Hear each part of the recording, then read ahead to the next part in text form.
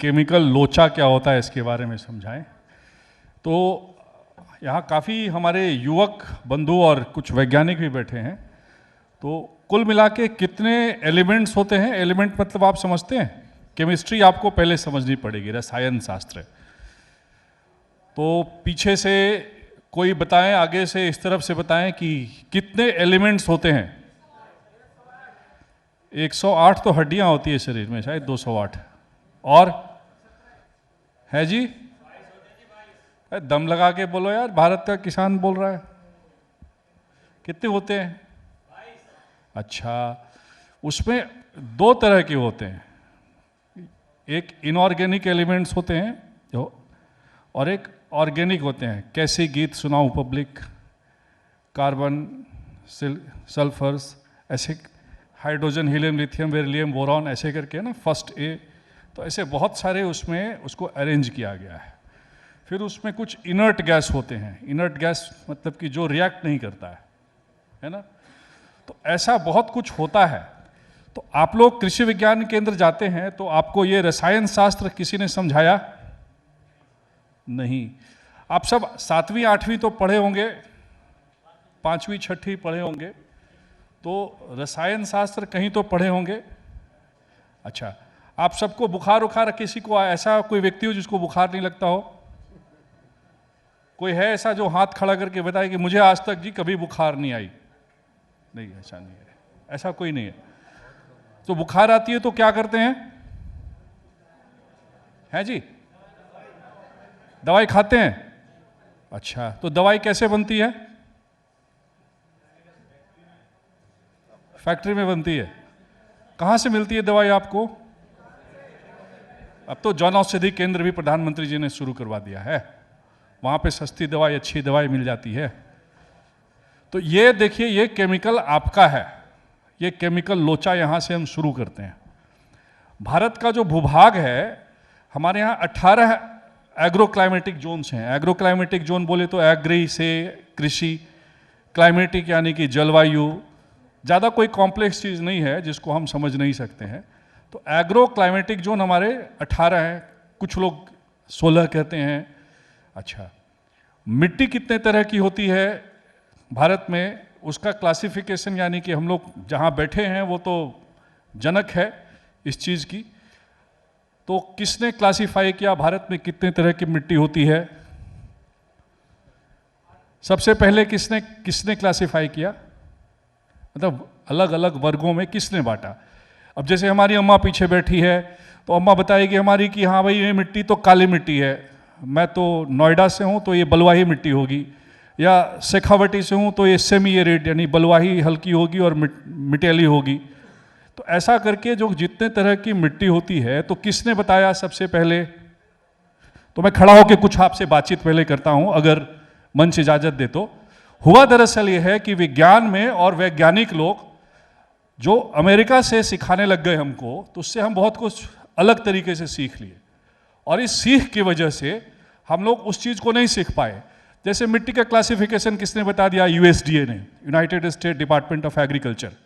उन्होंने कहा तुम्हारे देश में इतने तरह की मिट्टी है। फिर किसी ने कह दिया कि एग्रो क्लाइमेटिक जोन इतने तरह की है। तो 2-3 क्लासिफिकेशन है। यूएसडीए का क्लासिफिकेशन है, थॉर्नथवाइट क्लासिफिकेशन है। चूंकि मैं प्रधानमंत्री की कमेटी, हाई पावर कमेटी का मेंबर हूं, और हम लोगों को 3 जिम्मा प्रधानमंत्री जी ने दिया है कि इस देश में नेचुरल फार्मिंग कैसे हो, उसके बारे में दशा दिशा बताना। दूसरी दी है कि फसल विविधीकरण कैसे हो, क्रॉप डाइवर्सिफिकेशन कैसे हो, यानी कि जो कनक चोना लगाते हैं, या सिर्फ चावल गेहूं, धान गेहूं का जो पैटर्न बना दिया गया कि सिर्फ यही उत्पादन करो, बाकी चीज़ें मत करो, बाकी चीज़ें हमसे खरीदो। तो जो कनक चोने से बाहर निकल के हम कैसे 590 के आसपास जो हमारे यहाँ फसलें हो सकती है, उसके बारे में हम क्या नीति कैसे बनाएं। और तीसरी, जिस पे काफ़ी चर्चा हो रही है, न्यूनतम समर्थन मूल्य, उसको ट्रांसपेरेंट और इफेक्टिव कैसे बनाया जाए। तो आज हम खेती का जो केमिकल लोचे की बात करेंगे, वो यही बातचीत करेंगे। आप पहाड़ी क्षेत्र से आते हैं, आपको पद्मश्री मिला, आपके प्रैक्टिसेस को, आप जिस प्रकार से खेती करते हैं। हमारे साथ सेठी साहब हैं, आप all India rice exporter association, यानी कि जो चावल का जो हम उत्पादन करके और इसको एक्सपोर्ट करते हैं, उनका जो एसोसिएशन है, उसके कर्ता धर्ता हैं। और हमारे साथ और भी हमारे साथी बैठे हैं, ताराचंद जी। तो आप, हम लोग बातचीत इस पे करेंगे, लेकिन इसके आगे आप लोगों को यह समझ में आया है केमिकल लोचा क्या है? नहीं आया समझ में? चलो थोड़ा और बताता हूं आपको। अभी क्या है कि आपकी मिट्टी खराब हो रही है, ऐसा बोलते हैं कि मिट्टी खराब हो गई इसकी, एकदम जहर होगी मिट्टी, या यूरिया डीएपी डाल रहे हैं इसमें। सुबह में वहाँ से एक वैज्ञानिक ने बताया आपको इफ्को के कि नैनो यूरिया डाल रहे हैं। अखबारों में मिलता है नैनो यूरिया बेकार है, तो करे किसान क्या करे। दूसरा, अभी हमारे एनडीडीबी के चेयरमैन साहब ने बताया कि किसान कैसे ऊर्जा का भी उत्पादक बन सकता है। यानी कि आप जो गोबर या मक्का पे बहुत बारी बातचीत हुई, ब्रोकन राइस या पराली चारे के लिए जो प्रयोग करते थे, इससे आपको पैसा कैसे मिले। तो अभी वर्तमान में आप सब गन्ना क्षेत्र से आते हैं, ज़्यादातर लोग पश्चिमी उत्तर प्रदेश से आए होंगे। कोई ऐसा हो जो पश्चिमी उत्तर प्रदेश का ना हो यहाँ पे? एक, दो, तीन, चार। आप लोग कहाँ कहाँ से हैं? प्रतापगढ़। आप? आंवला जी, हरदोई, अच्छा, फर्रुखाबाद और कानपुर और जौनपुर या फतेहपुर? फतेहपुर कौन है? गुजरात वाला, इधर वाला, आगरा वाला या कौन सा? कानपुर फतेहपुर, अच्छा। तो अमूनन थोड़ा बहुत आगे पीछे लें तो मूलतः पश्चिम उत्तर प्रदेश के आसपास ही आप लोग हैं, तो बहुत ज़्यादा इधर उधर आप नहीं हैं। तो इसलिए मैं ज़्यादा बातचीत जो करूंगा वो आपको इसी हिसाब से बताने की कोशिश करूंगा। 1,09,000 करोड़ रुपया कितना होता है? लिख के देखिएगा कभी आराम से कागज पे। 1,09,000 और इतने करोड़ रुपए पिछले 6-7 वर्षों में किसानों को एनर्जी से, बायो इथेनॉल और सीबीजी से सरकार ने वापस किए हैं। यानी कि आपका जो चारा था, या आपकी जो पराली थी, या आपका जो गोबर था, कंप्रेस्ड बायोगैस, ये आपको उसका पैसा वापस मिला है। ऐसा पहले हुआ था क्या कभी? नहीं हुआ था ना। तो ये केमिकल लोचा है। तो अगर आपको बीमारी होती है तो क्या करें? दवाई तो खानी पड़ेगी। और अगर बीमारी नहीं है आपको तो जीवन यापन कैसे करें? तो मैं आग्रह करूंगा कि हम प्रश्न करेंगे। केमिकल लोचा को चलिए उधर से ही शुरू करते हैं। केमिकल लोचा को मैं जरा 2 शब्दों में बताना चाहूंगा। किसान भाइयों, यदि आपके खेत में जिंक नहीं है तो पौधे में ऊंचाई नहीं आएगी और पौधे में वायरस का हमला होगा, और उस गेहूं को खाओगे तो आप में भी ऊंचाई नहीं आए। अभी देखिए जितने भी हमारे पीढ़ी है ना, वो उस ऊंचाई घटती जा रही है और उन पे वायरस का हमला ज़्यादा हो रहा है। अभी कोरोना आया तो डॉक्टर ने दवा के साथ क्या दिया? जिंक। बच्चों को क्या देते हैं? जिंकोविट। तो ये जो माइक्रो न्यूट्रेंट की कमी की बात कर रहे हैं विनोद जी, वो यही है। और माइक्रो न्यूट्रेंट भारत की हर तरह की मिट्टी में होती थी। ये जो है लाल मिट्टी, काली मिट्टी, सभी मिट्टियों में जिंक होता था। अब ये जब से रासायनिक खेती हुई है तब से केमिकल लोचा शुरू हुआ है, नहीं तो पहले कभी नहीं हुआ। तो भारत में जो ये परंपरा थी वृक्षायुर्वेद खेती की, जिस पर अभी तक बात नहीं हुई, जो मूल प्राकृतिक खेती है वो हो, तो मिट्टी में भी कभी केमिकल लोचा नहीं होगा ना, हमारे भोजन में होगा। बिल्कुल, जैसे ताराचंद जी ने कहा कि 16 तत्व होते हैं, उसमें 3 जैसे नाइट्रोजन, पोटासियम, एनपीके जिसको कहते हैं वो मूल है, और जिंक, मॉलिबेंडियम, ऐसे बहुत सारे माइक्रो न्यूट्रेंट होते हैं जो बागवानी के लिए अत्यंत आवश्यक है। तो अगर आप अमरूद की खेती करते हैं, जैसे उत्तरांचल की बातचीत हो, तो वहाँ कई फल की खेती होती है। तो मैं आग्रह करूँगा अपने पद्मश्री किसान से कि इनको नवाजा गया पद्मश्री से, तो इनके अनुभव को हम कैसे अपने किसान भाइयों को बता पाएँ। मुझे अभी 27 नवंबर को डॉक्टर की मानद उपाधि से भी नवाजा गया है। और एक मज़ेदार बात बताता हूँ आपको कि मैं पढ़ा लिखा भी नहीं हूँ, मैं नवाचारी किसान हूँ और कृषि में तरह तरह के नवाचार किए हैं। सत्य तो ये है कि अगर आंखों देखी सही होती, कानों सुनी नहीं। अगर कोई मेरे फार्म हाउस में आता, मेरे गांव में आता, तो सच्चाई का पता लग सकता है। लेकिन मैं थोड़ा विषय से हटकर सबसे पहले धन्यवाद आप लोगों को देता हूं जो किसान तक क्या है, सिमिट लिखा हुआ कि अंग्रेजी में, तो आप लोग ये बहुत अच्छा कार्यक्रम किया, इतने किसान कहाँ आने थे एक मंच पर। लेकिन एक निवेदन मेरा और है आपसे कि अगला कार्यक्रम किसान के खेत तक होना चाहिए, किसान के खेत तक होना चाहिए, जो प्रगतिशील किसान है, ताकि उसका हौसला और बढ़ेगा।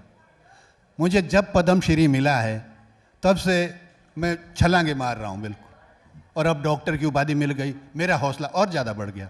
तो मैं एक किसान के हित की एक कविता सुना रहा हूँ, जो किसान करते, आप सब लोग हम करते हैं, कि भारत माँ के किसान सपूत जो पूज रहे इस माटी को, सोचो मिलकर आज सुरक्षित रखना हिमालय घाटी को।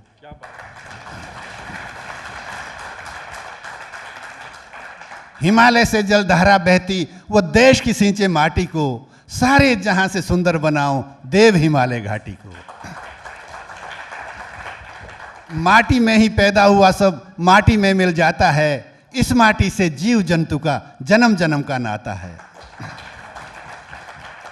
माटी का ही खेल है सारा, सब माटी से मिलता है, सोना चांदी लोहा जस्ता माटी से ही निकलता है। प्यार किया जिसने माटी से वो कभी नहीं निराश हुआ, फलता फूलता और रहा निरंतर, ईश्वर की रहती उन पर दुआ।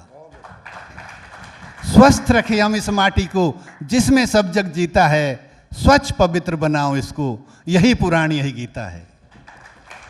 नमन करूं मैं सब जग जन से, इस माटी का पुण्य करे, प्रदूषण बढ़ता जिन चीजों से उन चीजों को शून्य करे। 19 दिसंबर के शुभ अवसर पर यह संदेश सभी को पहुंचाना है, शपथ ले लो इस माटी पर, जहर मुक्त इसे बनाना है। शपथ ले लो इस माटी पर, जहर मुक्त इसे बनाना है।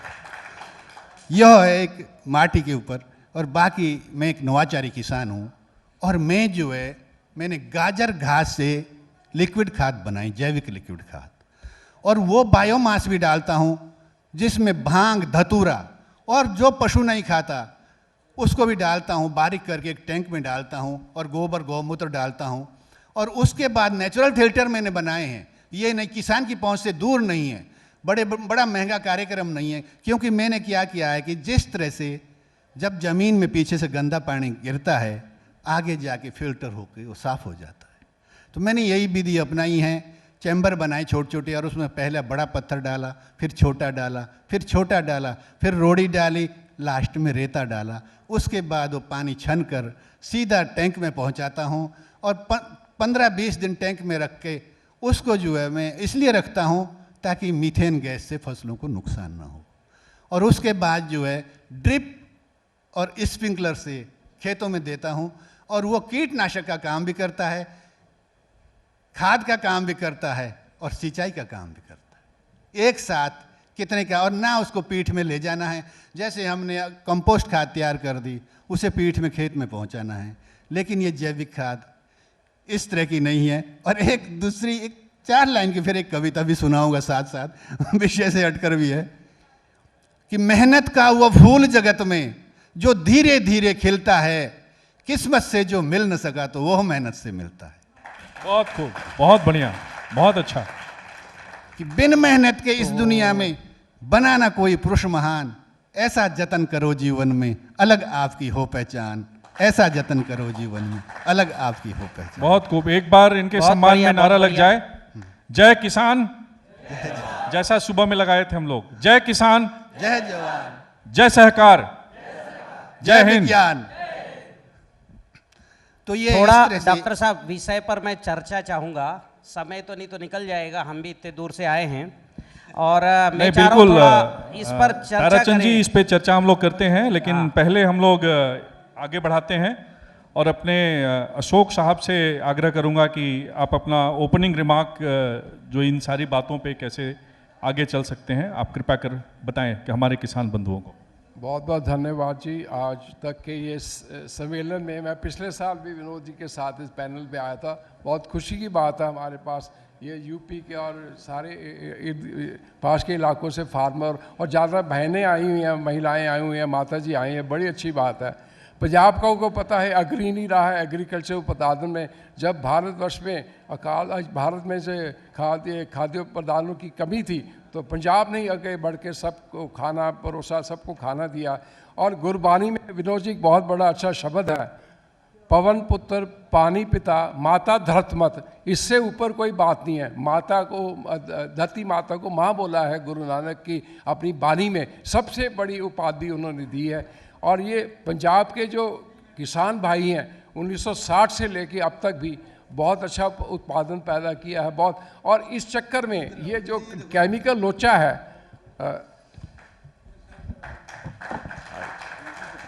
आइए भाई साहब, स्वागत है। स्वागत है आपका जी। हम मंच से पद्मश्री किसान अपने और एमएसपी कमेटी के सदस्य हमारे बड़े भाई भारत भूषण त्यागी जी का किसान तक की तरफ से हार्दिक अभिनंदन करते हैं, स्वागत करते हैं। आप तालियों के साथ कृपया कर जी आप अपनी बात कहें। विनोद जी ने केमिकल लोचा की बात की। इसका एक आधार ये है कि जब खेती की पैदावार कम होती रही और हमारी पॉपुलेशन और जनसंख्या बढ़ती रही, तो पंजाब में बहुत प्रेशर था कि और ज़्यादा उत्पादन किया जाए और उत्पादन किया जाए। और इसी चक्कर में हमने केमिकल्स, फर्टिलाइज़र और यूज़ करने शुरू करिए। इसका कोई साइंटिफिक मेरे पास कोई है नहीं है एनालिसिस के क्यों शुरू हुआ, कैसे हुआ। दवाइयों वालों ने प्रॉम्प्ट किया कि एग्रीकल्चर साइंटिस्ट ने हमें पूरा बता नहीं सके, और ये कैसा शुरू हुआ। अब बात यहाँ पर पहुँच गई, आप सब फार्मर किसान भाई बहनें बैठे हुए हैं। जब से हमने बासमती एक्सपोर्ट शुरू की 1900 तकरीबन 79-80 में, सबसे पहला कंटेनर हमने अमृतसर से भेजा था दुबई। उसके बाद तो अभी इतनी बड़ी संख्या में बासमती एक्सपोर्ट हो रही सारी दुनिया में। 140 मुल्कों में हमारी बासमती जा रहे, तकरीबन 40-42 हज़ार करोड़ सर बासमती एक्सपोर्ट करते हैं भारतवर्ष से। और उससे उसका सबसे बड़ा हिस्सा पंजाब में है, क्योंकि पंजाब की धरती है वो बनी बासमती के लिए थी। बास है तो एक उसका बास का मतलब है खुशबू, मती तो उसकी ग्रेन की। तो ये बासमती का ये नाम भी वहीं से आया है, क्योंकि वहाँ पे नहरें थी। पंजाब का नाम ही 5 नहरों से बना, सतलुज, ब्यास, चनाब, इसी से नहरी पानी से जो उपज बासमती गई वो दुनिया में हमने सारी दुनिया में बचाई। इस चक्कर में क्या, जब हमने प्रोडक्शन बढ़ाने की कोशिश की, पहले हम ना एक बासमती उगाते थे, बहुत फेमस थी, जिसमें ज़्यादा खुशबू होती थी, वो सिर्फ 8 से 9 क्विंटल पर एकड़ हुआ करती थी। और उसके बाद जब डिमांड बढ़ी मिडल ईस्ट कंट्री में, सऊदी, ईरान, इराक में, तो हमने उसी चक्कर में हमने ना उसकी प्रोडक्शन बढ़ाने, अब पहले 8 क्विंटल होती, अब तकरीबन 18-19 क्विंटल हम बासमती उगाते हैं, जिसमें अच्छी वैरायटीज़ हैं, 11 से 17-18 अभी इवॉल्व हो रही हैं और भी बीज वगैरह हो रही हैं। इसी चक्कर में हमने कैसे केमिकल आए, क्यों आए, ये मेरे पास कोई एजेंडा या मेरे पास कोई इसका अनुमान नहीं है। कोई बात नहीं डॉक्टर साहब, इस बारे में हम लोग चर्चा करेंगे कैसे आया सो। विनोद जी एक लास्ट पॉइंट बताना चाहिए। हमने कोई ये 2009-10 की बात है, जब अमेरिका ने हमारा एक कंटेनर पकड़ लिया, कहा जी आपने इसमें केमिकल यूज़ किए हैं तो हम इसका कंटेनर वापस करें। हम तो घबरा ही गए। एक कंटेनर वापस आना अमेरिका से, आपको इमेजिन करिए कॉस्ट। अमेरिका ने हमारे अपनी कंपनियों पे रेड अलर्ट भी लगा दिया। चलो वो हमने मैनेज कर लिया। हमने उनसे बात की, FDA से बात की, EPA से बात की, भाई ये देखो आपके केमिकल, आप ही केमिकल बना रहे, आप वो केमिकल बनाई इंडिया में बेचिए जो कंप्लाइंट हो हमारे वेदर के कंडीशन के मुताबिक। उसके बाद ये ख़त्म हुआ तो यूरोप ने शुरू कर दिया।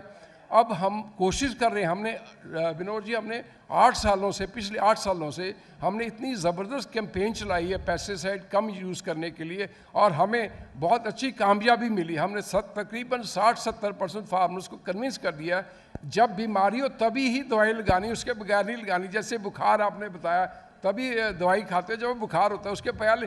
पर हमने कोशिश की है और फिर भी हम कोशिश करते जाएंगे आगे। मेरे को लगता है कि 2-3 सालों में विनोद जी और सारे फार्मर्स बताऊंगा कि हम बिल्कुल रसायन फ्री बासमती आपको बेचने की कोशिश करें। चलिए वो दिन भी जरूर बहुत जल्दी आएगा। किसान तक के सहयोग से हम लोग सभी इस पे बातचीत चर्चा करेंगे। मैं आग्रह करूंगा अपने पद्मश्री भारत भूषण त्यागी जी से कि कृपया कर 2-3 मिनटों में अपनी बात रखें। माइक आपके लिए। भारत भूषण त्यागी जी। भाई विनोद जी आपको बहुत बहुत शुभकामना, और किसान तक के इस कार्यक्रम में सभी किसान भाइयों के साथ सभी को भी हृदय से शुभकामना। 2-3 मिनट की बहुत अच्छी एक सरल चर्चा ये हो सकती है कि खेती में परिवर्तन की आवश्यकता है, और इसके 2 गहरे मुद्दे हैं जिन पर हमको ध्यान देने की ज़रूरत है। एक तो अभी व्यक्तिगत तरीके से जो हमने खेती लागत आधारित की थी, उसका सफ़र पूरा हो गया और उससे उत्पादन भी बढ़ा और देश को भी जो कुछ मिलना था मिला। लेकिन जो चुनौती आई हैं उसमें खेती को अब व्यवसाय से कैसे जोड़ा जाए, परिवार से कैसे जोड़ा जाए, समाज से कैसे जोड़ा जाए, युवाओं से कैसे जोड़ा जाए, एक तो ये बड़ा मुद्दा है। और यदि ये सभी आयाम खेती के जुड़ते हैं तो उनको सहकारिता का सही स्वरूप क्या दिया जाए, तो खेती को व्यवसाय के रूप में कैसे स्थापित किया जाए और खेती को सहकारिता के साथ कैसे सफल बनाया जाए, ये इस समय देश को बदलाव की ज़रूरत है। और किसान तक के इस कार्यक्रम में मैं अपनी तरफ से ये कहना चाहूँगा कि अब हमको कुछ और गहरी सोच के साथ आगे बढ़ने की ज़रूरत है। इनपुट बेस्ड प्रोडक्शन की जो बात सफ़र था वो पूरा हुआ और उसके लिए जो हमने रिसर्च अपनाई थी, जो अनुसंधान किया गया, शोध किया गया, नीतियाँ बनाई गई, जो भी हमने शिक्षा का स्वरूप बनाया, अब मौलिक परिवर्तन सभी के स्तर पर होने की ज़रूरत है। अब अनुसंधान परिस्थितियों के लिए नहीं, व्यवस्था के लिए हो। नीतियों में अब परिस्थितियों को ना बोलते रहें, हम लोग प्रकृति के संसाधन, उसकी इकोलॉजी को भी ध्यान में रखें। सर्कुलर इकोनॉमी का एक बहुत बड़ा सवाल पूरी दुनिया में खड़ा हुआ है, इसलिए लीनियर से कैसे सर्कुलर इकोनॉमी में हम अपनी को खेती को लेकर आएँ, खेती को कैसे सम्मान मिले। और इसी के साथ साथ हमारी शिक्षा में भी बड़े परिवर्तन की ज़रूरत है। हम 20 साल तक बच्चों को नौकरी में लगाते हैं और उसके बाद में उसको कहते हैं कि अब इंटरप्रेन्योरशिप डेवलपमेंट में आ जाओ, तो एक बड़ी मुश्किल चुनौती उसके सामने होती है। तो हम पहले से ही शिक्षा में भी या वोकेशनल शिक्षा के ज़रिए उसमें परिवर्तन करें और इस आधार से शोध में भी परिवर्तन की आवश्यकता है। जो युवा साथी हैं, जो वैज्ञानिक हैं, जो अपना पेपर पब्लिश करने में लगे हैं, वो अब उसको केवल डाटाबेस ना रखें बल्कि उसको रिजल्ट ओरिएंटेड बनाएं कि हम कहाँ से कहाँ तक लेके इसको बढ़ेंगे। तो आज की इस चर्चा में मेरा मन यही था कि आपके सामने उन बातों को रखें जो हमको कन्वर्जेंस के लिए ज़रूरत है।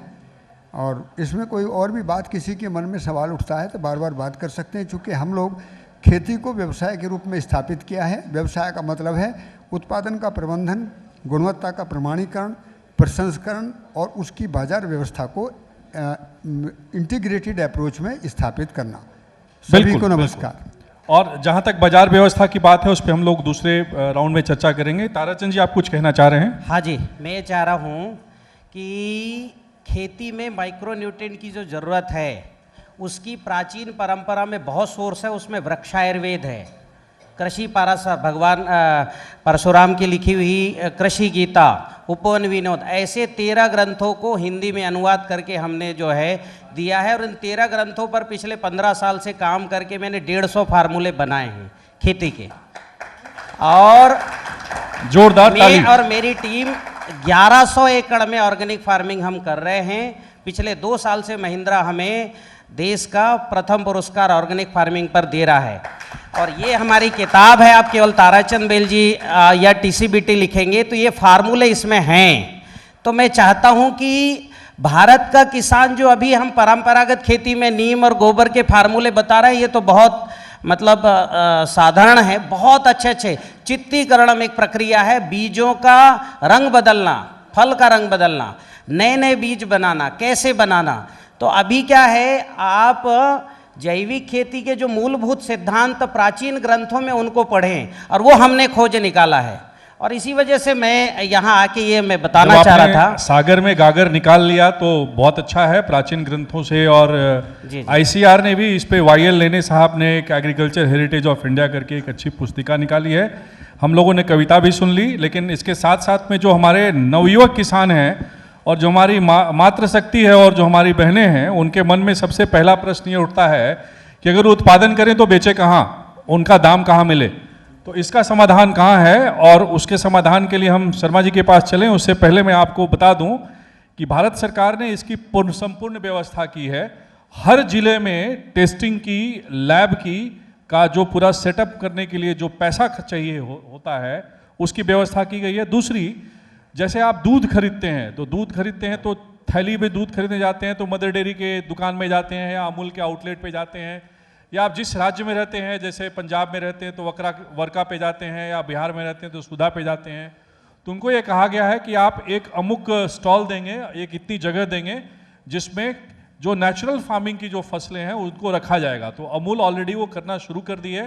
और जो आपकी दाल उत्पादन की जाती थी, पहले क्या है कि अगर दिक्कत यह है कि अगर एक XYZ कंपनी करे तो बड़ा अच्छा है, और सहकारिता में अगर वो चीज़ शुरू हो जाए तो लोगों को बहुत परेशानी होती है।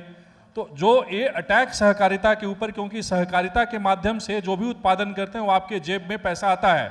सहकारिता का 3 टियर स्ट्रक्चर होता है, तो आपके लिए जो अमूल मार्केटिंग कर रही है उसका पैसा घूम के आपके पास आएगा NDDB मॉडल पे। अगर वो दवाई ताराचंद जी की जो मिल रही है, और ताराचंद जी अगर वो सहकारिता के माध्यम से आपके साथ बातचीत कर रहे हैं, तो उससे आप जो उसका सदुपयोग करेंगे और जो पैसा आप देंगे वो पैसा वापस होकर के इनके पास भी आएगा और आपके पास भी जाएगा। तो ये सहकारिता एक नया विषय है और पुराना विषय है। खास करके हम हवन करते थे तो वो सहकारिता थी, और हम प्राचीन शास्त्रों में बहुत सारी अशोक स्तंभ खड़ा करते सब मिलजुल के, वो सहकारिता थी। बुद्ध के बुहार में सहकारिता थी, लेकिन वो रॉकडेल पायनियर ने सहकारिता को सिर्फ पैसों के आसपास घुमाते चले गए, इसलिए हम थोड़ा भटक गए हैं। अभी वो FPO है अभी जो नहीं, जो वो एक अलग बात है ताराचंद जी, हम उस पर नहीं जाएंगे। FPO और सहकारिता क्या होती है हम उस पर नहीं जाएंगे। वर्तमान में ये है कि अभी हम आपके पास जैसे कैफेटेरिया अप्रोच है वो अवेलेबल है। आप मिठाई खाने गए तो 3 तरह की मिठाई है, कौन सी खाएंगे? तो वो किसान के पास 3 बाजार उपलब्ध हैं, वो जहाँ बेचना चाहे वो बेचेगा। मैं शर्मा जी से आग्रह करूंगा कि वो अब जो बात अपनी कहना चाह रहे हैं, सभी किसान भाइयों से ये निवेदन करता हूँ कि आप जब घर जाएंगे अपने घर के पास एक पेड़ सहजन का और ऑल स्पाइस का जरूर लगाएं, क्योंकि सहजन में जो ताकत है हम लोग नहीं पहचान पाए। विदेशों में सहजन का इस्तेमाल हो रहा है और हमारे दरवाजे पे सहजन मोरिंगा का पेड़ खड़ा है। घी दूध से 3 गुना ज़्यादा प्रोटीन उस सहजन में है। बाकी युवाओं से मेरा निवेदन है कि आप रोजगार ढूंढने मत जाइए, आप रोजगार देने वाले बनिए। हम एक 68 साल के बुजुर्ग 10 परिवार को रोजगार दे रहे हैं। आप तो युवा शक्ति है, आप तो कुछ भी कर सकते। बहुत अच्छा। आप यहाँ से ये संकल्प करके आप, मैं बताऊँ आपको, आप मेरे साथ एक युवा है, उठिए, आप हिमाचल से है और इनका सेब का काम है। सेब तैयार भी करते हैं और बगीचा भी है सेब का, बहुत बड़ा, उत्तराखंड में भी और हिमाचल में भी। और अगर आप इनका टर्नओवर पूछेंगे 10 करोड़ का टर्नओवर साल। ऐसे किसान बनिए ताकि किसान तक का अगला प्रोग्राम आप ही स्पॉन्सर कर दीजिएगा। 10 करोड़ का टर्नओवर तो बहुत होता है। तो आपके यहाँ ही हम लोग किसान तक का प्रोग्राम कर लेंगे और थोड़ा अच्छा रहेगा। नहीं, बहुत जबरदस्त है। मैं बहुत प्रभावित है, बच्चा है, लेकिन मैं तो गुरु मान चुका हूँ आज की डेट में। तो इसलिए ऐसे बनिए। बहुत अच्छा। अब समय की थोड़ी सीमा है, तो भारत भूषण जी अगर आप कुछ कहना चाहें 1 मिनट में अपनी बात। तो मैं ये बताना चाहूँगा, जो शर्मा जी अभी आपको बता रहे थे, किसान परिवार की वाकई में बहुत बड़ी ताकत होती है। हम 8 एकड़ के किसान हैं और घर में 30 गाय भी हैं। कोई दानचंदे का काम नहीं है। और परिवार में, परिवार के साथ कम से कम 6 परिवार अपना रोज़गार उसी में निकालते हैं। और 1 महीने में 700-800 लोगों को निःशुल्क ट्रेनिंग भी देते हैं। ये किसान की ताकत है। तो आप नौजवान साथियों को भी बताना चाहूँगा कि भाई छोटे छोटे मसाले और छोटे छोटे तरीक़ों में ना रहें। भारत सरकार में जो विनोद जी इशारा कर रहे हैं आपको, वो बहुत बड़ी बात है। जो मार्केटिंग की प्रॉब्लम थी वो हल हो चुकी है। सहकारिता को इस तरीके से स्थापित करने के लिए कार्यक्रम बना है कि गांव का सामान पहले गांव में ही बिकेगा और सरप्लस हो गया तो देश दुनिया को जाएगा। बिल्कुल। तो एक बहुत बड़ा रास्ता है। अब सभी बातों पर ध्यान देंगे। बिल्कुल बिल्कुल। और इसके साथ हम खेती के केमिकल लोचा खत्म करते हैं। विनोद जी, बस मेरा एक आमंत्रण है। मेरा भी एक फॉर्म है 350 एकड़ का, ऑर्गेनिक सर्टिफाइड NPOP। तो गोवर्धनपुरा, कोटपुतली, वहां भी आए और सभी तरह के आपको फल फूल हम और अनाज खिलाएंगे। तो 4 राज्यों से आमंत्रण मिल गया। आप यहाँ जाएं, हिमाचल जाएं, पंजाब जाएं और कोटपुतली जाएं, आपके पास ओपन है। तो इसके साथ हम लोग कार्यक्रम समाप्त करते हैं, लेकिन सभी एक साथ जय सहकार करेंगे। सब लोग खड़े हो जाएं, अपना हाथ अपने बगल के साथी के हाथ में ले लें, और कैमरामैन जो हमारे हैं कृपा करो देखें, ये सहकार है। हाथ ठीक से ऊपर। आप लोग पीछे क्यों हैं? जय किसान, जय सहकार, जय सहकार, जय हिंद, जय हिंद, जय हिंद। Thank you.